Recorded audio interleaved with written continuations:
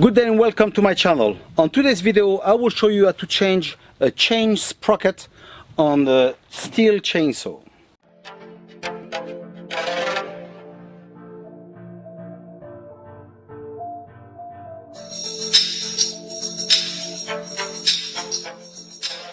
This is what we will need for this job. Obviously the parts, I will give you on the video the part number, but bear in mind it's for MS231.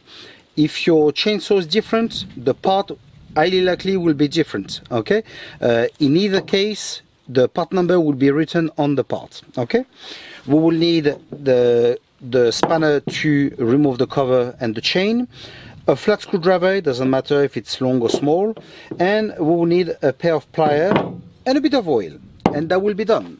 Let's start by removing the cover and the chain and the spade.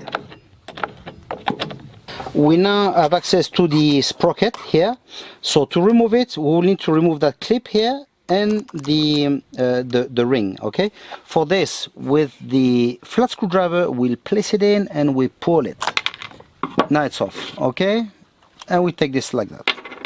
Sometimes you have a bit of luck and this comes off directly, and sometimes it's a bit tricky. I'm not too sure why. So in that case you will take the plier and you will force it out until it comes off. Nearly. That's what I told you, sometimes it's a bit tricky. That's it. I now have the two sprockets. I will show you a bit the damage on this, but I don't think the camera will zoom in correctly. So what I will do, I will take a picture and I will show you the difference. Like that you will see what's happening. This is done basically with the force of the engine pulling the chain, and bit by bit over time, well, it digs in. So the sprocket can be more or less damaged, depending on your machine. Okay, so now comes the time to change it, but before we replace it, let's have a look at a couple of things. Look here, we've got a bearing. Okay, so this, it's very important that one, it's clean and it's lubricated. If it's not, just place a bit of oil on it and you will be good to go. Now, before to place the sprocket on it like that, bear in mind there's a little mark here, can you see? And as well there's a little groove here. This needs to be with a little wire that's inside.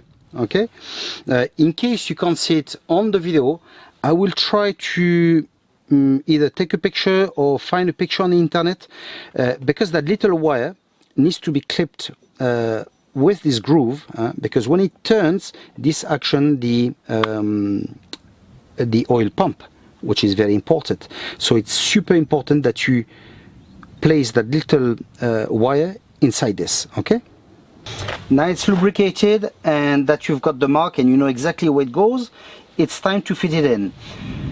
Sometimes what I do, I just take the bearing, I place it in and then I fit it in. Okay, for me sometimes it works out better, or you can leave it in its place and push it in. Okay, once fitted, we place back our ring and our clip, mount the bar, and the job will be done.